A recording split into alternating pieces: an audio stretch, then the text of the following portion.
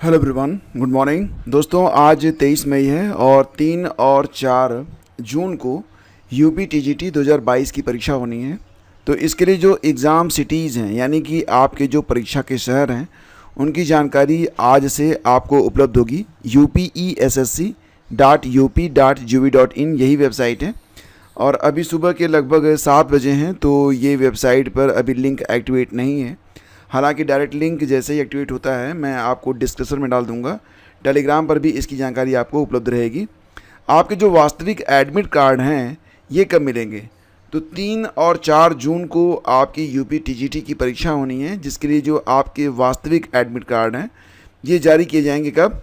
जी हाँ दोस्तों, 30 तारीख को। ठीक है, तो 30 मई से आप अपने प्रवेश पत्र डाउनलोड कर सकते हैं। और ध्यान रखिए कि 2022 की वैकेंसी है, 3,539 पद हैं और इसके सापेक्ष कुल मिला के 8,68,531 अभ्यर्थियों ने आवेदन किया है। परीक्षा जो है 3 और 4 जून को दो पालियों में होगी 36 जिलों में और 614 परीक्षा केंद्र बनाए गए हैं। तो ये जानकारी आपके लिए काफ़ी अहम हो सकती है। अगर आप ये वीडियो 10 बजे के बाद देख रहे हैं तो आप पहला कमेंट चेक कर लीजिएगा, आपको लिंक मैं दे दूँगा। यानी कि डायरेक्ट आप उस लिंक पर क्लिक करेंगे तो आप वेबसाइट पर पहुंच जाएंगे, जहां से जाकर आप अपना परीक्षा शहर यानी कि एग्ज़ाम सिटी की जानकारी ले सकते हैं। ठीक है, आगे बढ़ते हैं दोस्तों। और अगली खबर है कि प्राथमिक और उच्च प्राथमिक टीईटी के आवेदकों की एक ही दिन परीक्षा। तो जैसा कि आप जानते हैं यूपी टीईटी की परीक्षा का आयोजन काफ़ी लंबे समय के बाद किया जा रहा है। तो बहुत सारे अभ्यर्थी ऐसे भी हैं जिन्होंने पेपर 1 और पेपर 2 दोनों में ही फॉर्म डाले हैं। तो जैसा कि आप जानते हैं परीक्षा जो है 2, 3 और 4 जुलाई को होगी। तो ये एक काफ़ी लंबा समय है, 2, 3 और 4 जुलाई। हो सकता है कि किसी ने 2 पेपर डाला हो, उसका पहला पेपर 2 तारीख को पढ़े, दूसरा पेपर 3 तारीख को पढ़े, 4 तारीख को पढ़े। तो यहाँ पर ऐसे अभ्यर्थी जिन्होंने दोनों ही पेपर में अप्लाई किया हुआ है, इनकी संख्या लगभग 4 लाख है। तो वास्तविक जो संख्या है ये बताई जा रही है कि 3,96,000 अभ्यर्थी हैं जिन्होंने दोनों ही पेपर में आवेदन किया हुआ है। तो अब इनको सुविधा ये मिलेगी कि इनकी परीक्षा एक ही दिन में करवा ली जाएगी, ताकि इनको एक से अधिक दिन कहीं पर स्टे ना करना पड़े या व्यर्थ की भागदौड़ इनको ना करनी पड़े। तो इनकी जो परीक्षाएं होंगी वो एक ही दिन में करवा ली जाएंगी और इसकी जानकारी जो है वो आपको जल्दी मिल जाएगी। हालांकि प्राथमिक और उच्च प्राथमिक यानी कि यूपी टीटी के बारे में बात कर रहे हैं तो इसका आवेदन लिया जा चुका है और परीक्षा की तैयारियाँ की जा रही हैं। 2, 3 और 4 जुलाई को परीक्षा जो है वो करवाई जाएगी। और जैसा कि आप जानते हैं कि 31 मई को बीएड की भी परीक्षा है, प्रवेश परीक्षा, प्लस उसी दिन जीडीसी की भी परीक्षा है। और जीडीसी में इस बार परीक्षा केंद्र कम बनाए गए हैं। इसकी वजह ये है कि परीक्षार्थी ही कम है, ज़्यादा परीक्षार्थी है ही नहीं है। तो कुल 1253 पद हैं और इसके लिए लगभग 1,14,000 लोगों ने आवेदन किया हुआ है। अब ये परीक्षा 31 मई को सुबह 9:30 बजे से लेकर 11:30 बजे के बीच में होगी। तो इसके लिए कुल मिला के 10 जिलों में ही परीक्षा केंद्र बनाए गए हैं, जिसकी वजह से जो अभ्यर्थी इस परीक्षा में शामिल हो रहे हैं उनको काफ़ी लंबी दूरी तय करनी पड़ सकती है एग्ज़ाम देने के लिए। लेकिन दोस्तों वास्तविक समस्या ये है कि 31 मई को यूपीपीएससी जीडीसी की परीक्षा है और उसके 3-4 जून को मतलब कुल मिला के लगभग 2 दिन का समय मिलेगा और इसमें ही आपको जो है यूपी टीजीटी की परीक्षा भी देना है। तो ऐसे परीक्षार्थी जिन्होंने UP PSC GDC plus UP TGT दोनों में आवेदन किया हुआ है उनकी तो मतलब इस भीषण गर्मी में काफ़ी मशक्क़त हो जाएगी, काफ़ी मेहनत उनको करनी पड़ेगी। तो मिला जुला के स्थिति यहाँ पर ये बन रही है कि काफ़ी मेहनत वाली बात है। एक तो मौसम जो है ये काफ़ी विपरीत है और ऊपर से परीक्षाओं में ना तो कन्वेंस मिलता है और बिल्कुल जगह नहीं मिलती है आवाजाही के लिए, जैसा कि आप समझ पा रहे होंगे। और परीक्षा केंद्र काफ़ी दूर दिए जाने से जो अभ्यर्थी हैं वो खासे परेशान भी हो रहे हैं। दोस्तों आगे बढ़ते हैं। तो यहाँ पर एलटी ग्रेड में कहते हैं ना कि आप कर्म करिए, फल की इच्छा मत रखिए, लेकिन फल भगवान देता है। तो 2018 में जब एलटी ग्रेड की परीक्षा हुई थी तो बहुत सारे ऐसे एस्पिरेंट भी परीक्षा में शामिल हुए थे जो कि ओवर एज हो चुके थे उस समय। आप जानते हैं कि एलटी ग्रेड में अगर आप सामान्य वर्ग के अभ्यर्थी हैं तो 40 साल तक, और अगर आप ओबीसी, एससी, एसटी या किसी भी रिजर्व कैटेगरी से आते हैं तो आपको 45 साल तक आपको परीक्षा में बैठने का अवसर दिया जाता है। तो बात यहाँ पर यह है कि 8 साल बाद शिक्षक भर्ती में ओवर एज 6 अभ्यर्थियों को पहले तो हाई कोर्ट से इन्हें राहत मिली थी, लेकिन फिर सुप्रीम कोर्ट से भी इनको राहत मिल चुकी है। तो कितने लोगों को राहत मिली है? सामाजिक विज्ञान में पुरुष और महिला शाखा के एक एक, हिंदी में पुरुष शाखा के 2, अंग्रेजी व कला में महिला शाखा की एक एक अभ्यर्थी को औपबंधिक रूप से सफल घोषित किया गया है। मतलब संघर्ष करिए, अगर आप नियमतः सही हैं तो आपको संघर्ष करना ही पड़ेगा। वहीं पर बात करते हैं बिहार के बारे में। बीपीएससी टीआरई 4 का विज्ञापन जारी हो सकता है। अभी इसमें थोड़ा सा समय लग रहा है, लेकिन जल्दी जारी किया जा सकता है। इसकी तैयारियां जो हैं वो की जा रही हैं।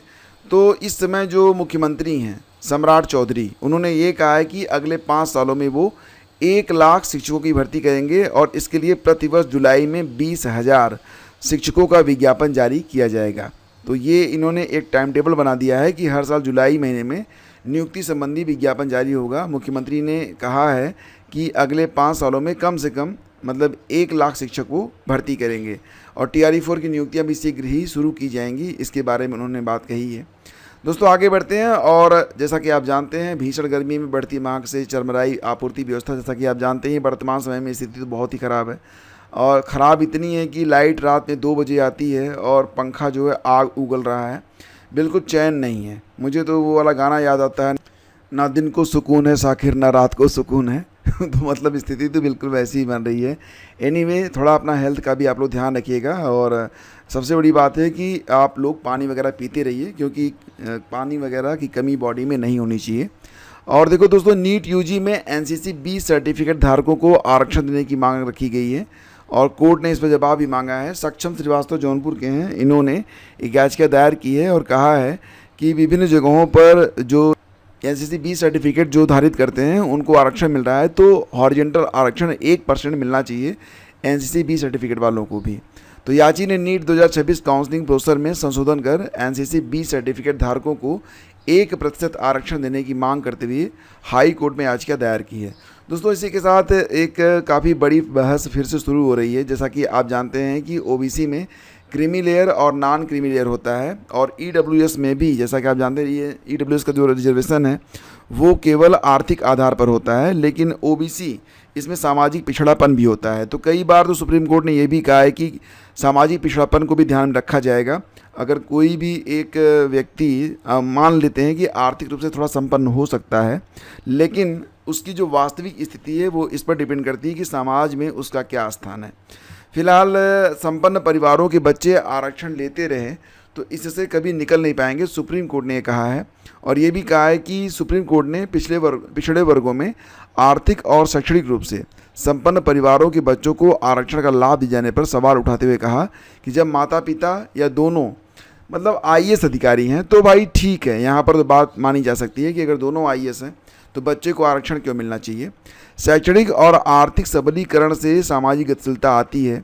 अगर इसके बाद ही बच्चों के लिए आरक्षण मांगा जाए तो हम कभी भी इस मतलब प्रक्रिया से बाहर नहीं निकल पाएंगे। शीर्ष कोर्ट ने कहा कि आरक्षण हासिल कर सामाजिक और आर्थिक रूप से आगे बढ़ चुके परिवारों को धीरे धीरे आरक्षण व्यवस्था से बाहर आना चाहिए। तो धीरे धीरे तो सब कुछ लागू हो ही जाएगा। यहाँ पर बात ये दोस्तों कि जस्टिस बीबी रागरत्ना और जस्टिस उज्ज्वल भुइयां की पीठ क्रीमी लेयर से जुड़े मामले की सुनवाई कर रही थी।